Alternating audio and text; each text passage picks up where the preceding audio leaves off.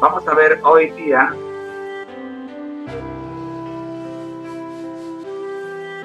del libro Obreros Evangélicos, el campo es el mundo. Escuchemos.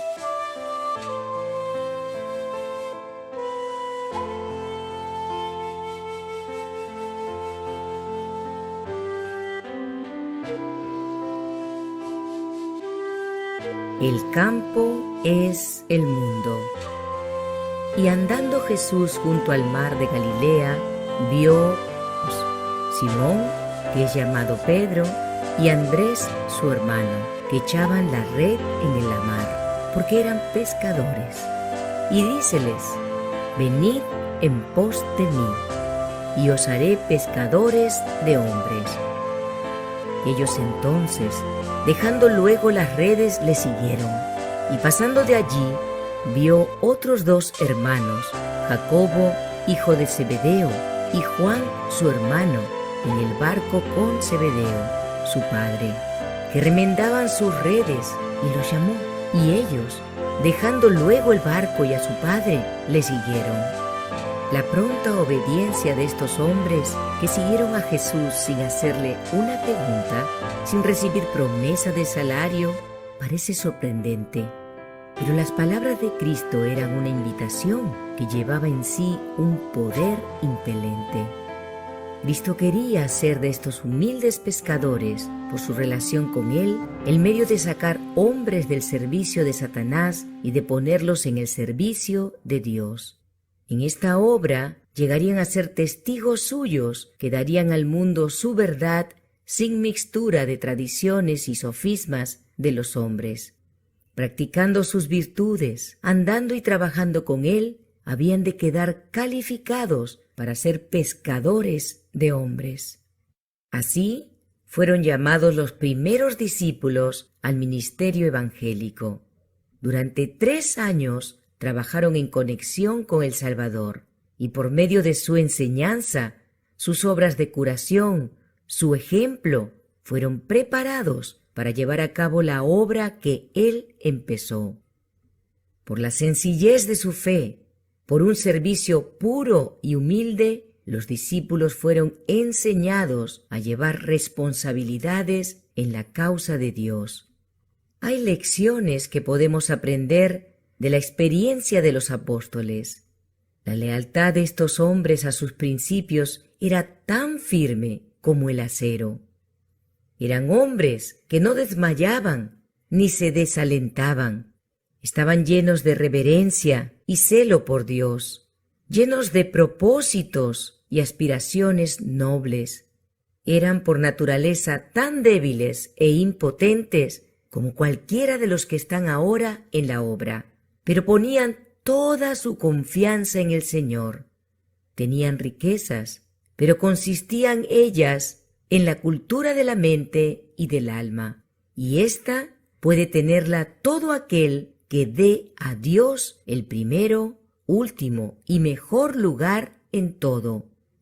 Se esforzaron durante largo tiempo por aprender las lecciones a ellos dadas en la escuela de Cristo, y sus esfuerzos no fueron vanos. Se unieron a la más potente de las potestades y anhelaron siempre una comprensión más profunda, alta y amplia de las realidades eternas, a fin de presentar con éxito los tesoros de la verdad a un mundo menesteroso. Ahora se necesitan obreros de este carácter, hombres que quieran consagrarse sin reserva a la obra de representar el reino de Dios ante un mundo que yace en la maldad. El mundo necesita hombres de pensamiento, hombres de principios, hombres que crezcan constantemente en entendimiento y discernimiento. Hay gran necesidad de hombres que sepan sacar el mejor partido posible de la prensa, a fin de que la verdad reciba alas para volar a toda nación, lengua y pueblo.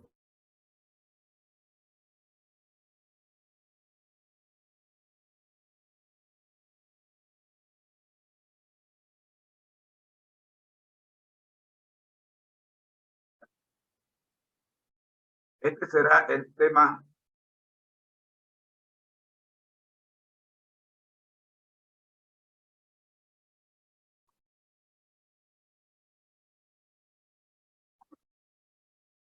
el Evangelio a todos los países será el tema de mañana. Vamos también a escuchar la Biblia al día.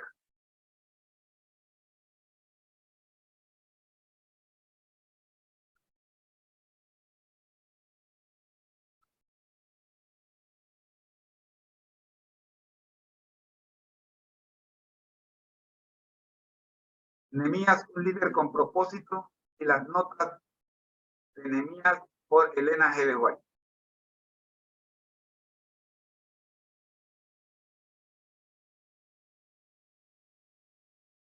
La oración de Nehemías es un ejemplo para el pueblo de Dios hoy. El punto principal de la oración es recordarle a Dios sus promesas y reclamar su cumplimiento.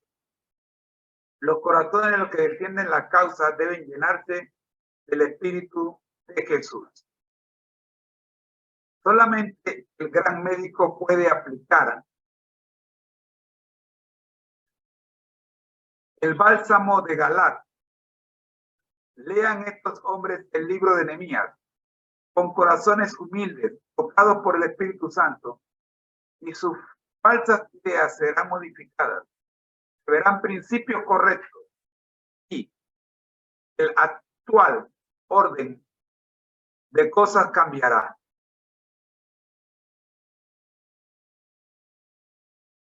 Nehemías oró al Señor por ayuda y Dios escuchó su plegaria. El Señor obró en los reyes paganos para que vinieran en su ayuda. Cuando sus enemigos trabajaron celosamente contra él, el Señor empleó a reyes para realizar su propósito y contestar las muchas oraciones que ascendían a él en procura de la ayuda que tanto necesitaba. Nehemías oró al Señor por ayuda y Dios escuchó su plegaria. La oración de Nehemías fue la fe y valentía de Nehemías. La oración fortalecía la fe y la valentía de Nehemías. Mediante mensajero de Judea, el patriota hebreo había sabido que habían llegado días de prueba para Jerusalén, la ciudad escogida. Los desterrados que habían regresado sufrían aflicción y oprobio.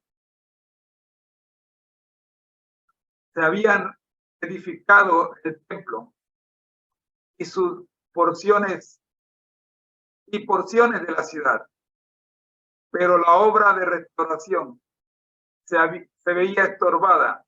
Los servicios del templo eran perturbados, el pueblo mantenido en constante alarma por el hecho de que las murallas de la ciudad permanecían mayormente en ruinas. Hasta aquí vemos nuestro estudio de Nehemías y los apuntes de Elena G. de White. Mañana continuaremos. Vamos ahora a estudiar el capítulo de hoy. Nehemías 12, sacerdotes y levitas. Escuchemos. Estos son los sacerdotes y levitas que subieron con Zorobabel, hijo de Salatiel, y con Jesús: Seraías, Jeremías, Esdras, Amarías, Maluc, Atús, Secanías, Rehum, Meremot, Iddo, Gineto, Abías, Mijamín, Maadías, Bilga, Semaías, Joyarib, Jedaías, Salú, Amoc, Hilcías y Jedaías. Estos eran los príncipes de los sacerdotes y sus hermanos en los días de Jesúa. Y los levitas, Jesúa, Binui, Cadmiel, Serebías, Judá y Matanías, que con sus hermanos oficiaba en los cantos de alabanza. Y Bazbuquías y Uni, sus hermanos, cada cual en su ministerio. Jesúa engendró a Joiacim, y Joiacim engendró a Eliasib, y Eliasib engendró a Joiada. Joiada engendró a Jonatán, y Jonatán engendró a Jadúa. Y en los días de Joiacim, los sacerdotes jefes de familias fueron: de Seraías, Meraías; de Jeremías, Ananías; de Esdras, Mesulam; de Amarías, Joanán; de Melicú, Jonatán; de Sebanías, José; de Harim, Adna; de Merayot, Elcai; de Iddo, Zacarías; de Ginetón, Mesulam; de Abías, Zicri; de Miniamín, de Moadías, Piltai; de Bilga, Samúa; de Semaías, Jonatán; de Joyarib, Matenai; de Jedaías, Uzi; de Salai, Calai; de Amoc, Eber; de Hilcías, Asabías; de Jedaías, Natanael. Los levitas en días de Eliasib, de Joiada, de Joanán y de Jadúa fueron inscritos por jefes de familias. También los sacerdotes hasta el reinado de Darío el persa. Los hijos de Leví, jefes de familias, fueron inscritos en el libro de las crónicas hasta los días de Joanán, hijo de Eliasib. Los príncipes de los levitas, Asabías, Serebías, Jesúa, hijo de Cadmiel, y sus hermanos delante de ellos, para alabar y dar gracias, conforme al estatuto de David, varón de Dios, guardando su turno. Matanías, Bazbuquías, Obadías, Mesulam, Talmón y Acub, guardas, eran porteros para la guardia a las entradas de las puertas. Estos fueron en los días de Joiacim, hijo de Jesúa, hijo de Josadac, y en los días del gobernador Nehemías, y del sacerdote Esdras, escriba. Para la dedicación del muro de Jerusalén, buscaron a los levitas de todos sus lugares para traerlos a Jerusalén, para hacer la dedicación y la fiesta con alabanzas y con cánticos, con címbalos, salterios y cítaras.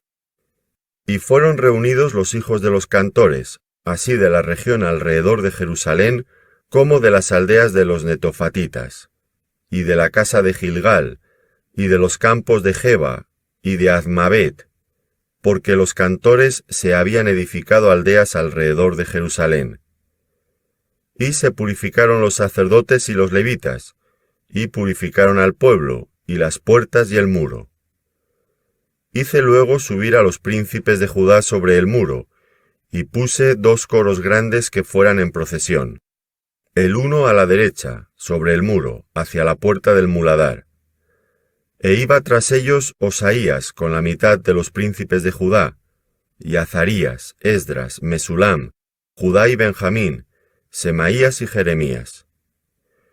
Y de los hijos de los sacerdotes iban con trompetas Zacarías, hijo de Jonatán, hijo de Semaías, hijo de Matanías, hijo de Micaías, hijo de Zacur, hijo de Asaf, y sus hermanos Semaías, Azareel, Milalai, Gelalai, Maai, Natanael, Judá y Anani, con los instrumentos musicales de David, varón de Dios, y el escriba Esdras delante de ellos.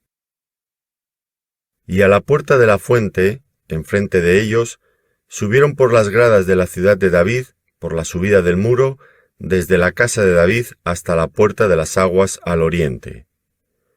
El segundo coro iba del lado opuesto, y yo en pos de él, con la mitad del pueblo sobre el muro, desde la torre de los hornos hasta el muro ancho, y desde la puerta de Efraín hasta la puerta vieja y a la puerta del pescado, y la torre de Ananeel, y la torre de Amea, hasta la puerta de las ovejas, y se detuvieron en la puerta de la cárcel. Llegaron luego los dos coros a la casa de Dios, y yo y la mitad de los oficiales conmigo, y los sacerdotes Eliacim, Maaseías, Miniamín, Micaías, Elioenai, Zacarías y Ananías, con trompetas, y Maasías, Semaías, Eleazar, Uzi, Joanán, Malquías, Elam y Ezer. Y los cantores cantaban en alta voz, e Isaías era el director. Y sacrificaron aquel día numerosas víctimas, y se regocijaron, porque Dios los había recreado con grande contentamiento. Se alegraron también las mujeres y los niños, y el alborozo de Jerusalén fue oído desde lejos. En aquel día fueron puestos varones sobre las cámaras de los tesoros, de las ofrendas, de las primicias y de los diezmos, para recoger en ellas de los ejidos de las ciudades, las porciones legales para los sacerdotes y levitas, porque era grande el gozo de Judá con respecto a los sacerdotes y levitas que servían. Y habían cumplido el servicio de su Dios, y el servicio de la expiación, como también los cantores y los porteros, conforme al estatuto de David y de Salomón su hijo. Porque desde el tiempo de David y de Asaf, ya de antiguo, había un director de cantores para los cánticos y alabanzas y acción de gracias a Dios. Y todo Israel, en días de Zorobabel y en días de Nehemías, daba alimento a los cantores y a los porteros, cada cosa en su día. Consagraban asimismo sus porciones a los levitas, y los levitas consagraban parte a los hijos de Aarón.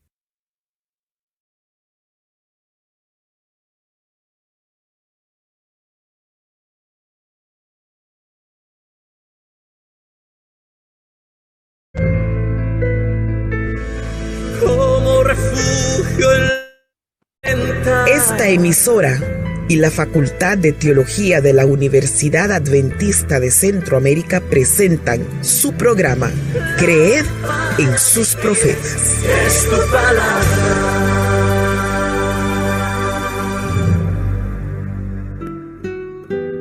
Ese día se ofrecieron muchos sacrificios y hubo fiesta, porque Dios los llenó de alegría. Hasta las mujeres y los niños participaron. Era tal el regocijo de Jerusalén que se oía desde lejos. Nehemías capítulo 12, versículo 43. Hoy tenemos el desafío de cultivar un espíritu de alegría y felicidad. Se realizó una gran fiesta para conmemorar la construcción de los muros de Jerusalén. Hombres, mujeres y niños se regocijaron por haberles dado las fuerzas y los medios para terminar la reconstrucción en 52 días. El texto dice que Dios los llenó de alegría. Si damos sonrisas, ellas no serán devueltas. Si pronunciamos palabras agradables y alentadoras, no serán repetidas. Cuando los cristianos parecen tétricos y deprimidos, como si se considerasen sin amigos, dejan una impresión errónea acerca de la religión. En algunos casos, se ha tenido la idea de que la alegría no cuadra con la dignidad del carácter cristiano, pero este es un error. En el cielo todo es gozo, y si admitimos los goces del cielo en nuestra alma y hasta donde podamos, los expresamos en nuestras palabras y conducta, ocasionaremos a nuestro Padre Celestial más agrado que si somos sombríos y tristes. A todos incumbe el deber de cultivar el buen ánimo en vez de rumiar las tristezas y dificultades. Hogar Cristiano, página 390. En una oficina leí esta frase: no llores porque has perdido el sol, pues las lágrimas no te dejarán ver las estrellas. Es por esta razón que no debemos permitir que las perplejidades y preocupaciones de la vida diaria agiten nuestro espíritu y anublen nuestra frente. Si lo permitimos, siempre habrá algo que nos moleste. La cita selecta de hoy se encuentra en el libro En Lugares Celestiales, página 58. Debiéramos conservar una profunda gratitud todos los días de nuestra vida, porque el Señor ha dejado escritas estas palabras. Porque así dijo el alto y sublime, el que habita la eternidad y cuyo nombre es el Santo. Yo habito en la altura y la santidad, y con el quebrantado y humilde de espíritu, para hacer vivir el espíritu de los humildes y para vivificar el corazón de los quebrantados. Grande es el Señor nuestro, y de mucha potencia, y de su entendimiento no hay número. Jehová ensalza a los humildes, humilla a los impíos hasta la tierra. Cantad a Jehová con alabanza, cantad con arpa a nuestro Dios. Oremos. Padre, te suplicamos que nos otorgues un espíritu de gratitud y que irradiemos alegría a las personas que nos rodean. También te pedimos tener la oportunidad de ayudar a las personas que están frustradas o que no son felices. Por Jesús. Amén. Hemos presentado su programa Creed en los profetas. Escrito por el Dr. Franz Ríos, en la voz del ingeniero Dodani Castillo. Les esperamos el día de mañana a la misma hora. Para más información, visite nuestra página en internet teología.unadeca.ac.cr. Creed en los profetas. Para mis pies es tu palabra.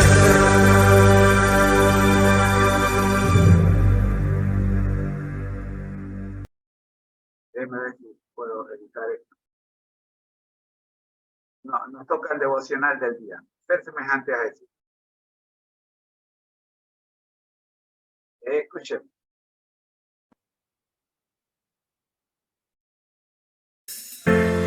No es un manual, es un devocional y debe ser nuestra meta. Ser semejantes a Jesús. Aquí comenzamos. Bienvenido.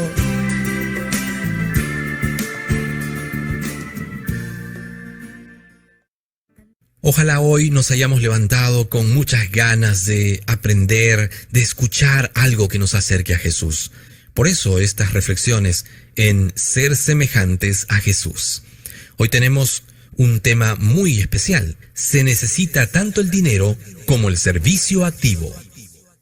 Éxodo 25:2 dice: Di a los hijos de Israel que tomen para mí ofrenda. De todo varón que le diere de su voluntad de corazón, tomaréis mi ofrenda. He oído a hombres y a mujeres que han estado ocupados en el trabajo, en las casas editoras y en el sanatorio, quejarse de que tienen que trabajar horas extras. Si no pueden dejar de trabajar después de 8 horas de labor, quedan insatisfechos. Pero estas mismas personas, cuando se meten en negocios para su propio beneficio privado, seguirán trabajando en total 10 horas como lo hacen los negocios en los Estados Unidos, los cuales a menudo extienden su horario de trabajo a 12 horas. No se quejan porque es para su propio interés personal. Es otra cosa cuando el tiempo se va a emplear en su propio beneficio especial que sí se emplea para el servicio de Dios o del prójimo. El servicio voluntario, para ahorrar medios que son tan limitados, es más satisfactorio como atesorar recursos. Con el motivo correcto en vista, tal tiempo será reconocido como dedicado al servicio de Dios. Este trabajo definido para Dios en edificar, plantar, ensegar la cosecha o en cualquier línea de trabajo costará considerable reflexión y trabajo, pero merece el esfuerzo. Dios multiplicará los recursos, ayudará a producir los medios. Muchos ya están trabajando en esta línea y siempre lo han hecho así. La dedicación de tiempo a Dios en cualquier línea de trabajo es una consideración de la mayor importancia. Algunos pueden usar la pluma o escribir una carta a un amigo lejano. Por medio de una labor personal consagrada, podemos de muchas maneras hacer un servicio personal para Dios.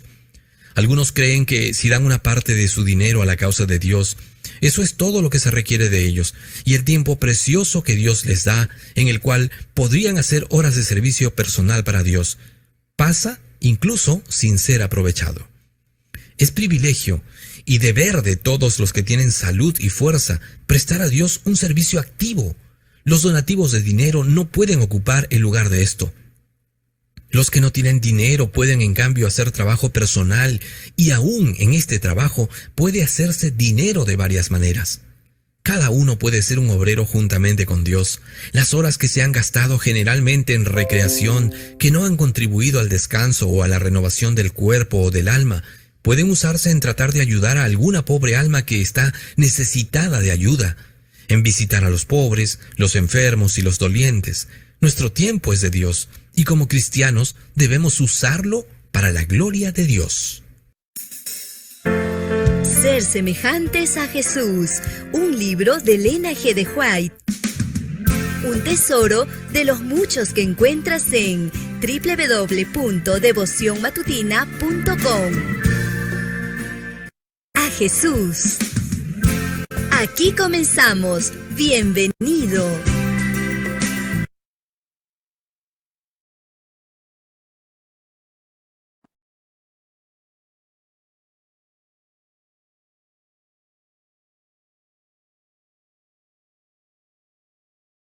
Agradecemos a la familia Padilla por el devocional de hoy.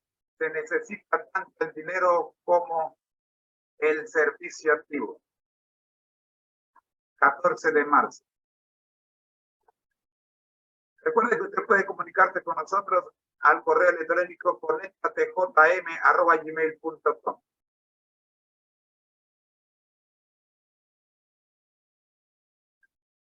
Escuela sabática para nuevos creyentes. Como ya ustedes conocen, existe la escuela sabática regular y la escuela sabática para nuevos creyentes. El primer trimestre de la escuela sabática para nuevos creyentes se llama En la huella de Jesús. Nos encontramos en la lección número 11. ¿Cómo estudiar la Biblia? ¿Qué conviene hacer para entender la Biblia? ¿Cuánto tiempo se requiere para entender lo que la Biblia dice?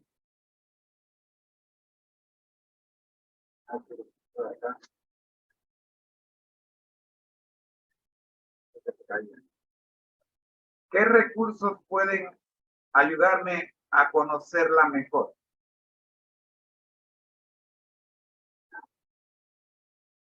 De por sí, la Biblia se explica por sí sola.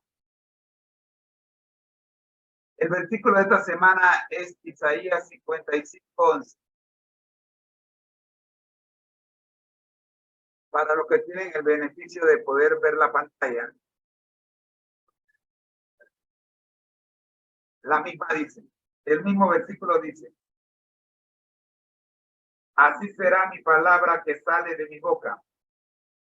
No volverá a mí vacía, sino que hará lo que yo quiero que será y próspera, y será próspera. Lo que yo quiero y será próspera en aquellos para lo cual la envié. Oramos. Amado Dios que estás en el cielo, gracias te damos, Señor, por permitirnos el estudio de la lección de escuela sabática para nuevos creyentes. Oramos, buen Dios, para que los nuevos creyentes sean beneficiados con este material. Por Jesús. Amén. No solo los nuevos, también ustedes, que como yo ya es un poquito más viejito. El concepto clave de esta semana es interpretación. Saben, la Biblia fue escrita en una época, la Biblia fue escrita en una cultura, y la Biblia fue escrita en idiomas muy diferentes a los actuales. Por eso es necesario conocer algunos aspectos que nos ayudan a comprender el mensaje bíblico en el marco en el que fue dado y nos permitan aplicar correctamente los principios bíblicos a las nuevas situaciones del mundo moderno.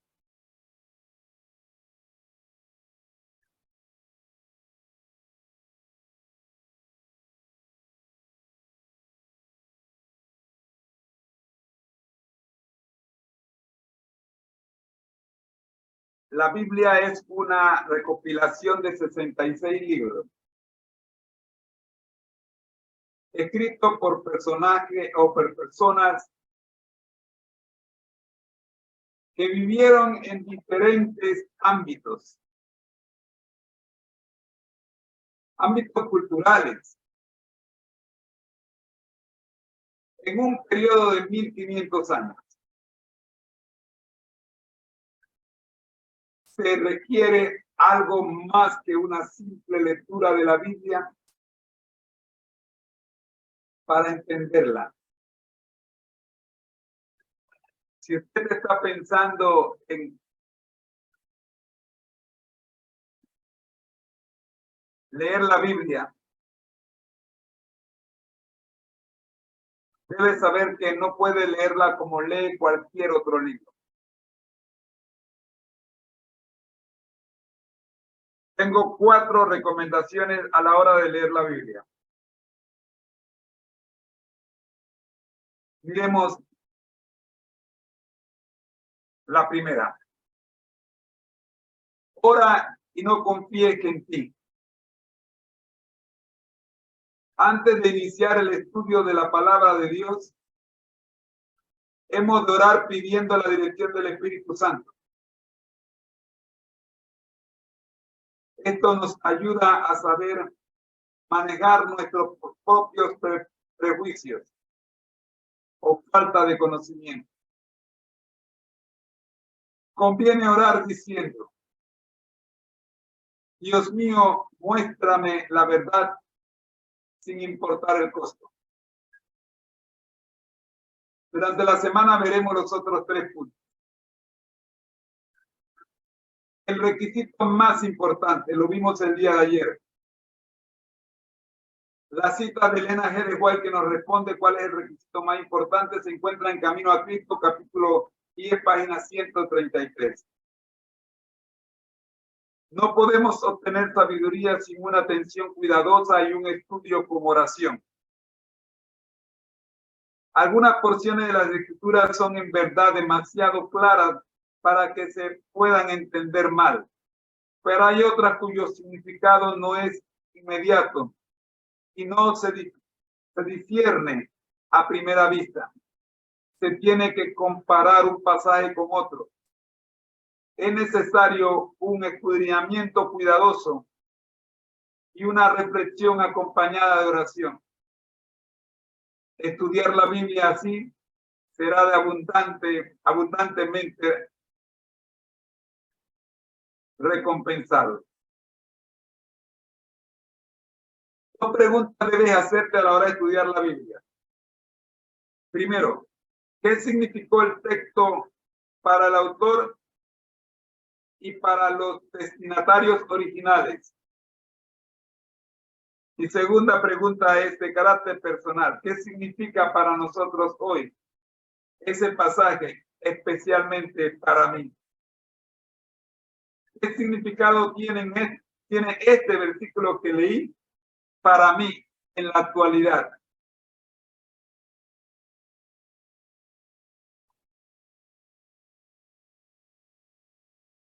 La sección marcada como Marte en nuestro estudio es la que nos corresponde estudiar hoy. Recuerde que aunque en su calendario diga que hoy es lunes, en el calendario de Dios los días cambian cuando el sol se pone. Por lo tanto, en realidad hoy no es lunes, hoy es martes. Por eso tenemos una versión nocturna para comenzar el día estudiando el tema del día. Aunque el día comienza con la noche. Y esto no es difícil de entender. Solo hágase la pregunta. Si Dios dijo sea la luz, y la luz representa la porción clara del día, antes que Dios dijera sea la luz, ¿cómo estaba la tierra? Gracias. Una visión global de la Biblia. La Biblia está constituida por 76 libros, como ya hemos mencionado. 39 en el Antiguo Testamento y 27 en el Nuevo Testamento, contrario a lo que tenga su Biblia. Estos libros, tal como aparecen en la actualidad, no siguen un orden cronológico, sino más bien temático. El caso claro de esto es que en la Biblia aparece el Génesis como el primer libro. Pero no fue el primer libro que escribió Moisés. Moisés escribió 6 libros. Y el primero fue el libro de Job. El Antiguo Testamento comienza con los 5 libros de Moisés. Los 5 libros conocidos como el libro de Moisés o como el Pentateuco. En estos 5 libros no aparece el primer libro que escribió Moisés, que es Job. En esta lista aparece Génesis, Éxodo, Levítico, Número y Deuteronomio. Luego siguen los libros históricos, desde Jueces hasta Nehemías, seguido por los poéticos y sapienciales, como lo son Job, Salmos, Proverbios, Eclesiastés y Cantares. Y finalmente los profetas mayores, Isaías, Jeremías, Lamentaciones, Ezequiel y Daniel. Y los profetas menores, llamados así por ser más breves, no por importancia, sino por lo que los libros son más cortos. De Oseas a Malaquías.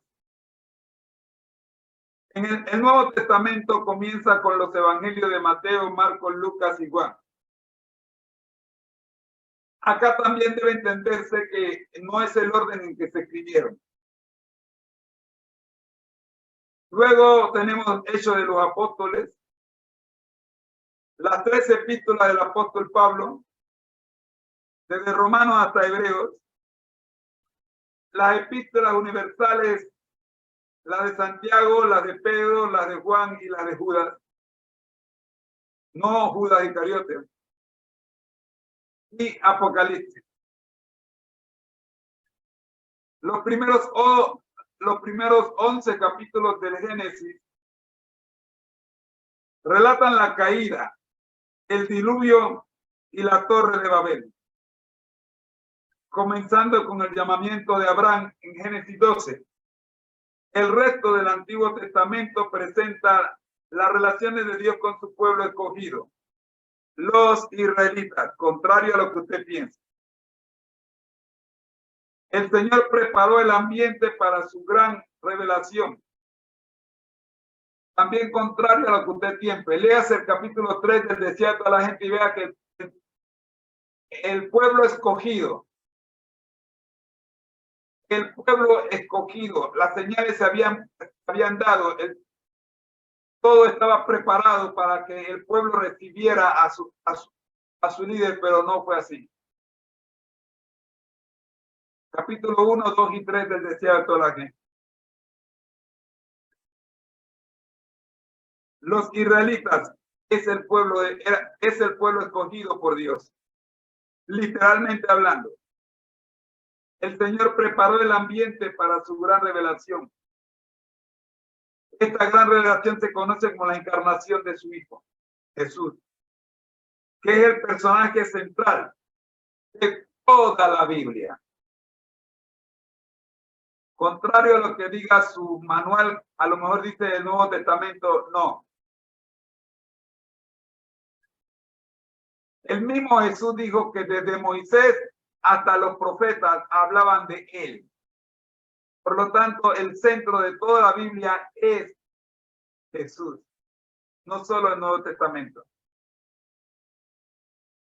El Antiguo Testamento es en realidad una historia inconclusa que se había de completar en el Nuevo Testamento.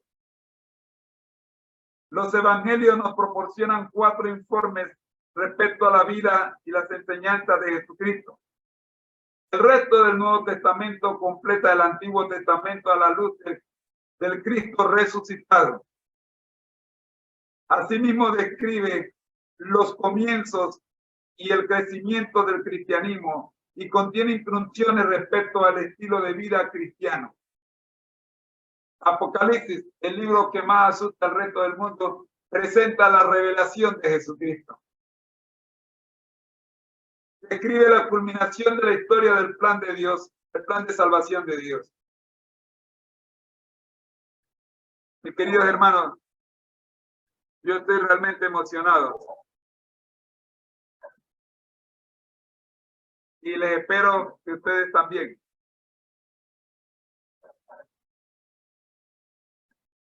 Una visión global de la Biblia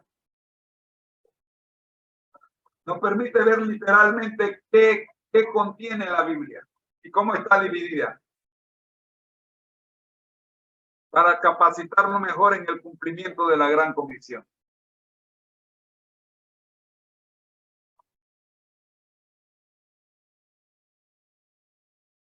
Oremos. Nuestro Dios que está en el cielo, gracias le damos, Señor, por habernos permitido el estudio de su palabra en esta hora. Oramos, buen Dios, conscientes de la urgente necesidad que tenemos de conocer la palabra de Dios si queremos conocer a Jesucristo y si queremos conocer al Padre. Y es que queremos vivir la vida eterna. Juan 17:3. Y esta es la vida eterna, que se conozcan a ti, el único Dios verdadero, y a Jesucristo a quien has enviado. Danos la fuerza, Señor, para dedicarle tiempo al estudio de su palabra todos los días. Por Jesús. Amén. Muy bien, mis hermanos, agradecemos a Dios y a todos ustedes por habernos escuchado el día de hoy en esta versión especial de la serie Feliz para Siempre.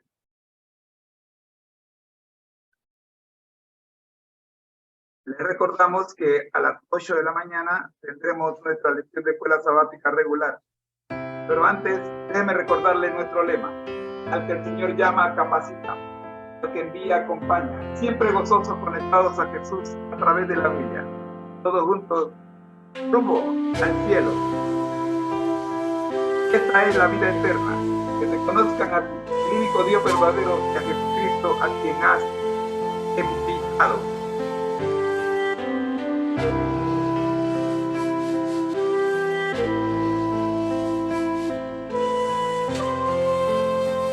El Ministerio Conéctate de Jesús presentó la serie Feliz para Siempre. Nehemías, un líder con propósito, basada en los escritos y comentarios de Elena G. de White sobre Nehemías. No olvides suscribirse. Soy tu hermano en Cristo, José Moreno. Puedes escribirme a conectatejm@gmail.com. Oremos. Nuestro Dios que estás en el cielo, gracias le damos, Señor, por la presentación y por la grabación que hemos realizado. Oramos, buen Dios, para que la misma pueda ayudar a todos los que se detengan a escuchar estas interesantes lecciones de la Biblia, para mantenerse conectados a Jesús. Oramos por los nuevos creyentes, oramos por los privados de libertad, oramos por los enfermos, por la familia, los hogares, oramos por cada país donde tenemos entrada, y oramos, oh Dios, por tu pueblo y el mundo. Por Jesús. Amén. Así hemos llegado al final de nuestra transmisión. les deseamos que la pasen muy bien. Nos vemos mañana a las 6:30 de la mañana. Bendiciones.